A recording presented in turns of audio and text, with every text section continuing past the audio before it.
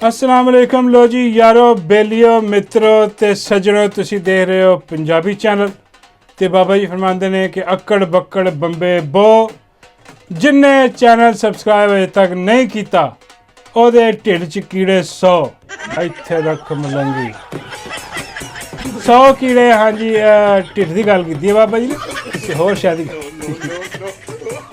उत्थे भी पैसा कितने जितने तुम सोच रहे हो। हाँ अगली बारी उत्थे पाने ने बाबा जी ने इस करके सबसक्राइब जरा खिंच के रखो जिन्होंने नहीं किया अजे तक। हाँ जी चलो जी खबर आ रही है बड़ी जालम किस्म की और अज असी दावत दी है जालम खबरों ते तबसरा करने वास्ते स्पैशल साडे SDM साहब। हाँ जी मतलब के स्वामी डब्बू महाराज स्वामी डब्बू महाराज ने भुल जाइए रोज़। हाँ जी वो अज याद आ गए मैं क्या बड़ी देर हो गए तो स्वामी साहब ने बुलाया जाए तो स्वामी साहब ने पूछा जाए कि स्वामी साहब एक गल तो तय कि तुसी बड़े बड़े हराम दे हो ये मानता भी ऐस तो मैं पूछा कि भी तेरे तो बड़ा कौन हराम दा SDM हाँ ते सोची पै गया। हाँ स्वामी सोची पै गया स्वामी डब्बू महाराज सोच के तो फिर एक नतीजे तक पहुंचा तो फिर मैंने कहने लगा कि भाई है मैं क्या नवाज शरीफ आना कहने लगा नहीं नवाज शरीफ तो मेरे तो छोटा। हाँ नवाज शरीफ मेरे तो बड़ा जो वो कहता दो ने मैं क्या दो केड़े केड़े ने वो कहने लगा एक तो एडमिरल नहीं हराम दा जरा छड्या कंपनी ने एक तो खुद का बच्चा एक है सूअर दे मुँह वाला शराब पी के सुवर खा के सौण वाला। हाँ सो के उठ के फिर नच के फिर सौण वाला। हाँ यह जहा बगैरत है ये जनाब कढ़िया कंपनी ने यह कहता जी मेरे तो ज़्यादा बड़ा हराम दा। मैं क्या चलो ये गल करते हैं पर दूजे हराम के बारे भी दस। वो कहता कि दूजा हराम का जरा ना स्वामी कह रहा है कि स्वामी हराम का कह मेरा मतलब कि स्वामी हराम कह रहा है कि दूसरा हराम का जिला तीसरा कह लो एक तो स्वामी आप है तो कहता तीसरा हराम का जिला वो अजकल खामोश है। हाँ वो ना तुसी चूं सुन रहे हो ना चां सुन रहे हो ना ही वो अजकल कोई चीज़ वायरल हो रही है। मैं बड़ा हैरान होया मैं क्या यार यह कौन हो सकता है तीजा हराम का। तो फिर मैं बड़ा जोर पाया मैं क्या स्वामी नहीं समझ आ रही हराम दे तो बहुत ज़्यादा ने वो अजकल खामोश भी ने कुछ वो चो तू की गल कर रहे। फिर स्वामी ने दसिया कि बई तीजा सब तो बड़ा हराम दा जिहड़ा ना वो है मिर्ज़ा प्लंबर। हाँ मिर्ज़ा हराम जिहड़ा वो अजकल खामोश है वो नहीं बोल रहे। बाकी गल जी ना सोचने वाली है कि भी मिर्ज़ा दगड़ दल्ला जिहड़ा वो इन्नियां निकल के आके रोज़ चवना मारदा सी। हाँ वो रोज़ इन्हूं छित्तर पैंदे सी और रोज़ छित्तर खा के सोशल मीडिया के हथों। हाँ तो फिर जाके टकोर करता फिर गुस्सा करता फिर आंदा फिर तुन देंदे सी उन्होंने। अजकल बिल्कुल ही खामोश है। हाँ जी जंग जुंग के हालात च भी नहीं बोलिया हालांकि उन्होंने किया गया महल किसी वालों कि भाई जाके बोल बकवास कर जाके नमक हलाली कर।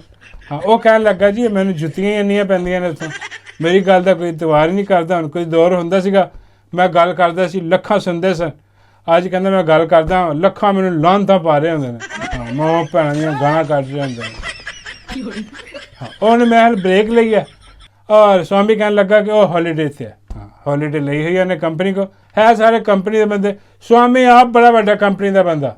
हाँ बहरहाल ये मिर्ज़ा जिहड़ा हाँ ये बिल्कुल अजकल खामोश है कोई ये गल सामने आ नहीं रही नहीं तो कोई ना कोई सोशल मीडिया पर होंगी है तो वो इस वजा दी है इस करके यदि अजकल जी ना बची हुई है बज नहीं रही अजकल ढोलकी खामोश है क्योंकि कोई बकवास कर नहीं रहे। जो कोई बकवास करेगा हाँ इन्हूं तुन देंगे साडा की काम असीं बैठे ऐसे करके कि जिहड़ा बकवास करे उन्होंने तुंदे। हुण बकवास किन्ने कीती है हुण बकवास फिर कीती आ उस हरामजादे ने वो सूअर दे मुँह वाला ना जरा एडा गलीज आदमी यार यकीन करो वो तकरीबन एक्सपायर हो चुका होया वो बिल्कुल एक्सपायर आ।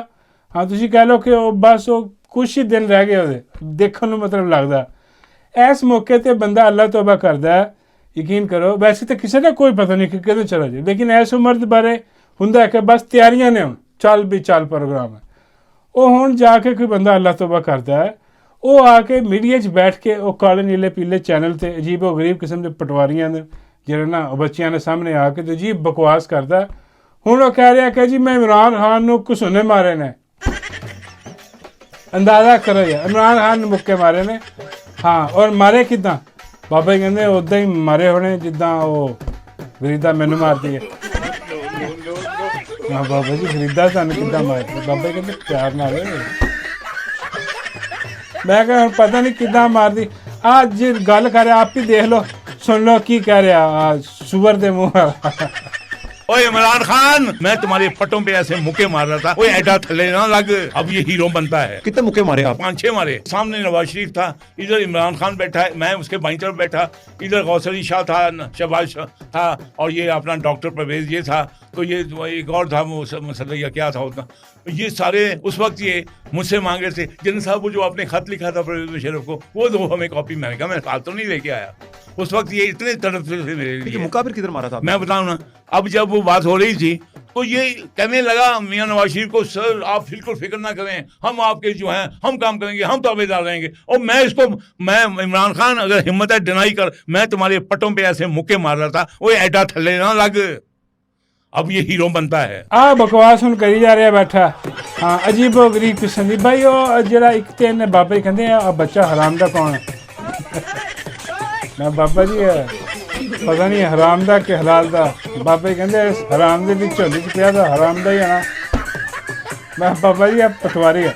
हाँ, ये पटवारी ने दुध पिया रहा। हाँ, बाबे कहते कि और माई वाला दुध तो नहीं कि जो माई ने बच्चों को पियाना सी वही। मैं कहा हो सकता फीडर्स पाक वही पटवारी वही पींदे ने अजकल।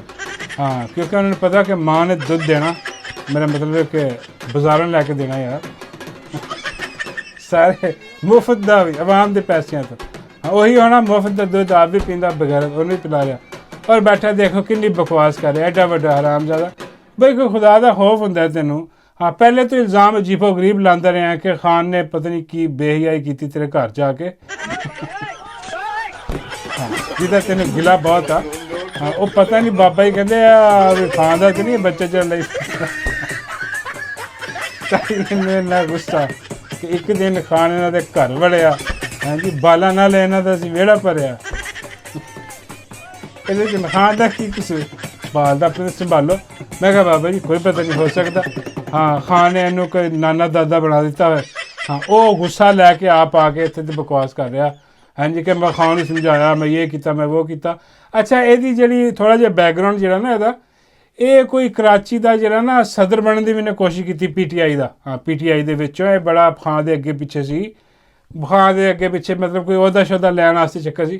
और मैं खान ਨੂੰ पता सी कि चवल जिहा आदमी है, 2 नंबर आदमी है, बेकार आदमी है, कंपनी का टाउट है बड़ा वड्डा और रिटायर आदमी है, एडमिरल लानत भेजे तो लाख दी। तो खान ने इनको लिफ्ट नहीं कराई। और हुण मेरा हाल कोई जानती उम्र दे विच ना तो इनू किसी ने कोई क्या होना कि भी चल आ जा इत्थे आके बकवास कर, खान के बारे भौंक। हाँ, तो तेनों कोई नवाजिश कर देंगे, तेरे तो कोई करम नवाजी कर देंगे कोई। वो हुण आके ना अजीबो गरीब किसी की बकवास कर रहा कि मुक्के मारे ये वो किया। खान में तो तस्लील करनी। एक यह हो गया तो एक दूजा खोती का बच्चा वो फयाजुल हसन चौहान। हाँ, तो तीजा वो इकरारुल हसन चौहान। ये सारे हरामजादे कंपनी ने छड्डे है कि जाके जो मुँह चाहता बकवास कर दो। हाँ, यह नहीं देखना कि भाई कौन अगे कौन नहीं, बकवास करी जाओ, चाहे वो खान है, चाहे खान की बेगम है, घर आ भैन, कुछ भी करी जाओ, लेकिन फिर आप महफूज रहणगे। खोती के बच्चे फिर साढ़े वर्गे भी बैठे ना, इन्हों की माँ भैन एक करने वास्ते, वो असीं भी करते रहेंगे, अं तुहाडे सामने पेश करते रहेंगे इन्हों की ढोलकी, तो नाल जनाब वजाते रहेंगे दन दना दन दन। होर की है। तो दूजी गल जनाब जी है ना, वो हुण मार्केट च नवा एक आ गया वा नोट। हाँ जी, नोट आ गया वा और नोट जरा ना वो इशू किया गया है जनाब फील्ड मार्शल की तस्वीर ला के। बोलो तेरे इत्थे रख फील्ड मार्शल। और पटवारी कह रहे हैं, मतलब अर्दनिया की हुकूमत कह रही है कि इस फील्ड मार्शल ने वो काम किए पाकिस्तान जिहड़ा कि कायद आज़म ही ना कर सके। इस करके इनाम के तौर पर उन्होंने तस्वीर लाई जाएगी। हाँ, फील्ड मार्शल 5-5 हज़ार के नोटों के फील्ड मार्शल। पता नहीं असली सही खबर है कि गलत है।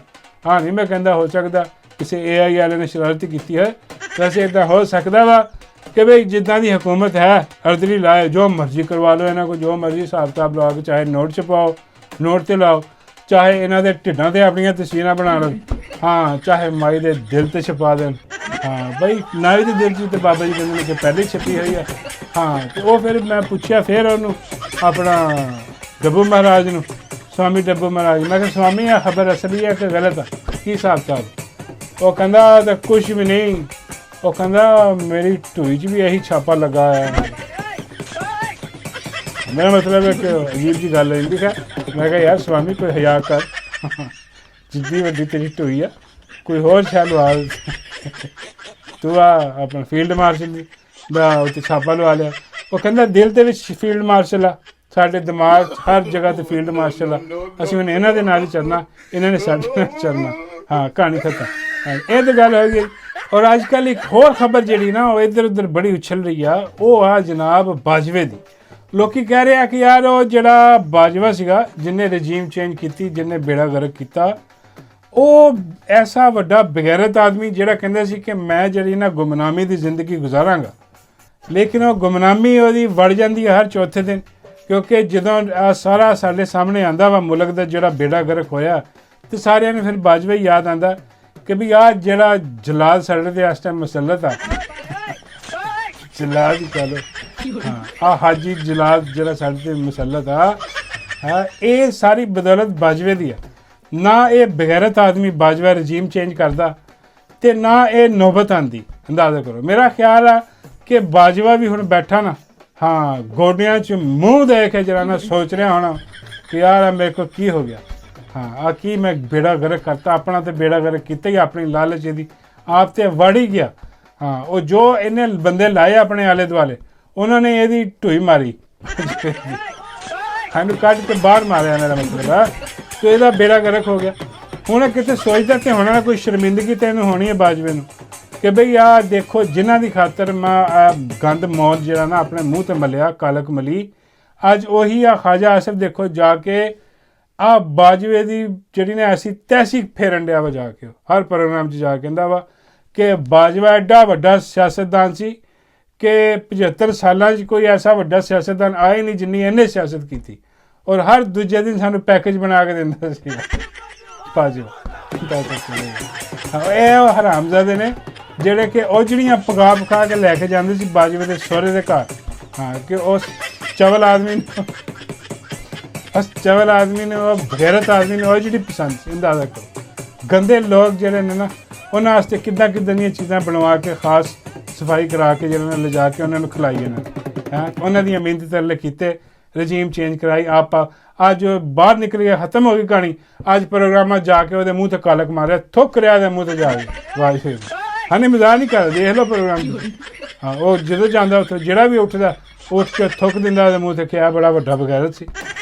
ਔਰ ਇਹਦੇ ਤੋਂ ਨਾ ਇਬਰਤ ਫੜਨੀ ਚਾਹੀਦੀ ਆ ਜਿਹੜੇ ਅੱਜ ਦੇ ਬਣੇ ਬੈਠੇ ਆ ਨਾ ਠੇਕੇਦਾਰ, ਜਿਹੜੇ ਅੱਜ ਇਹਨਾਂ ਨੂੰ ਡਿਫੈਂਡ ਕਰ ਰਹੇ ਆ ਫਾਰਮ 47 ਵਾਲਿਆਂ ਨੂੰ, ਕਿ ਕੱਲ੍ਹ ਨੂੰ ਉੱਠ ਕੇ ਨਾ ਇਹਨਾਂ ਨੇ ਤੁਹਾਡੇ ਮੂੰਹ 'ਤੇ ਵੀ ਥੁੱਕਣਾ ਵਾ, ਇੰਝ ਜਿੱਦਾਂ ਬਾਜਵੇ ਦੇ ਮੂੰਹ 'ਤੇ ਥੁੱਕ ਰਹੇ। ਹਾਂ ਕਿਉਂਕਿ ਇਹ ਤਾਂ ਲਿਖੀ ਪੜ੍ਹੀ ਗੱਲ। ਬਾਬਾ ਜੀ ਕਹਿੰਦੇ ਯਾਰ ਕਿਹਨਾਂ ਨੂੰ ਦੱਸ ਰਿਹਾ, ਉਹਨਾਂ ਨੂੰ ਵੀ ਪਤਾ ਹੀ ਆ ਕਿ ਥੁੱਕਣਾ ਤਾਂ ਇਹਨਾਂ ਨੇ ਹੈ। ਚਲੋ ਜਿੰਨੀ ਦੇਰ ਇੰਜੋਏ ਹੁੰਦਾ ਉਨੀ ਦੇਰ ਕਰੋ, ਬਾਅਦ 'ਚ ਭਾਵੇਂ ਥੁੱਕਦੇ ਰਹਿਣ ਫਿਰ ਵੀ ਕੀ ਵਿਗਾੜ ਲੈਣਗੇ, ਥੁੱਕਣਗੇ ਨਾ, ਉਹਨਾਂ ਦੀ ਕਿਹੜੀ ਇੱਜ਼ਤ ਹੈ। ਉਹਨਾਂ ਨੂੰ ਕਿਹੜਾ ਲੋਕੀ ਪੂਜ ਰਹੇ ਇੱਥੇ ਜਾਂ ਕੋਈ ਜ਼ਿੰਦਾਬਾਦ ਦੇ ਨਾਰੇ ਲਾ ਰਹੇ, ਗਾਣੇ ਕੱਢ ਰਹੇ। ਉਹ ਕਹਿੰਦੇ ਹੁਣ ਚਲੋ ਨੂਨ ਲਈ ਵੀ ਕੱਢ ਲਵੇ। ਬਾਜਵੇ ਨੇ ਜੋ ਗੇਮ ਪਾਣੀ ਸੀ ਆਪਣੀ ਪਾਤੀ, ਅਗਲਾ ਜਿਹੜਾ ਨਾ ਹੁਣ ਚਾਹੇ ਡਿਪਰੈਸ਼ਨ ਦੀਆਂ ਦਵਾਈਆਂ ਖਾਂਦਾ, ਕਿਉਂਕਿ ਉਹਨੂੰ ਆਖਰੀ ਹੱਦ ਤੱਕ ਇਹੀ ਉਮੀਦ ਸੀਗੀ ਕਿ ਵੀ ਮੇਰੀ ਐਕਸਟੈਂਸ਼ਨ ਹੋ ਜਾਏਗੀ। ਹਾਂ ਲੇਕਿਨ ਉਹ ਜੋ ਮੀਆਂ ਸਾਹਿਬ ਨੇ ਭੰਬੀਰੀ ਘੁਮਾਈ ਹੈ ਨਾ, ਮੈਂ ਕਿਹਾ ਬਾਬਾ ਜੀ ਮੀਆਂ ਸਾਹਿਬ ਨੇ ਨਹੀਂ ਘੁਮਾਈ, ਆਹ ਜਿਹੜਾ ਫੀਲਡ ਮਾਰਸ਼ਲ ਬੈਠਾ ਇਹਨੇ ਘੁਮਾਈ। ਇਹਨੇ ਮੱਖਣ 'ਚੋਂ ਬਾਲ ਦੀ ਤਰ੍ਹਾਂ ਬਾਜਵੇ ਨੂੰ ਚੁੱਕ ਕੇ ਤੇ ਉਹ ਬਾਹਰ ਸੁੱਟਿਆ। ਬਾਜਵੇ ਨੂੰ ਪਤਾ ਹੀ ਉਦੋਂ ਲੱਗਾ ਜਦੋਂ ਇਹਦਾ ਸਕੈਂਡਲ ਖੋਲ੍ਹਿਆ 12 ਦੇ ਵਾਲਾ। ਇਹਦੀ ਧੋਤੀ ਖੋਲੀ, ਇਹਨੇ ਧੋਤੀ ਫੜੀ, ਹਾਂ ਇਹਨੂੰ ਦਰਵਾਜ਼ਾ ਦਾ ਜਾ ਨਿਕਲ ਬਾਹਰ, ਫੜਿਆ ਜਾਏਗਾ। ਇੱਦਾਂ ਤਾਂ ਕੱਢਿਆ। ਹਾਂ ਇਸ ਟਾਈਮ ਬਹਰਾਲ ਬਾਜਵਾ ਜਿਹੜਾ ਨਾ ਉਹ ਡੈਫੀਨੇਟਲੀ ਯਾਦ ਕਰਨਾ ਚਾਹੀਦਾ ਕਿ ਜਿਹਨੇ ਇਸ ਮੁਲਕ ਦੀ ਢੂਈ ਮਾਰੀ, ਜਮਹੂਰੀਅਤ ਤੇ ਸ਼ਬਦ ਮਾਰ ਗਿਆ। ਹਾਂ ਉਹਨੂੰ ਜਿਹੜਾ ਨਾ ਸਾਹਮਣੇ ਲਿਆ ਕੇ ਤੇ ਉਹਦੀ ਮਾਂ ਭੈਣੀ ਕਰਨੀ ਚਾਹੀਦੀ ਆ।